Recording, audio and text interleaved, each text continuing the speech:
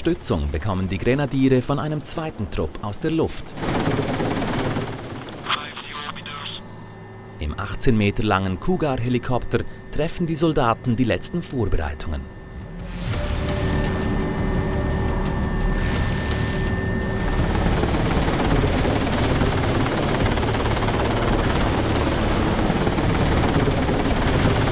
Sie gleiten am sogenannten Fast-Rope-Seil 8 Meter in die Tiefe bis auf das Dach des Hauses.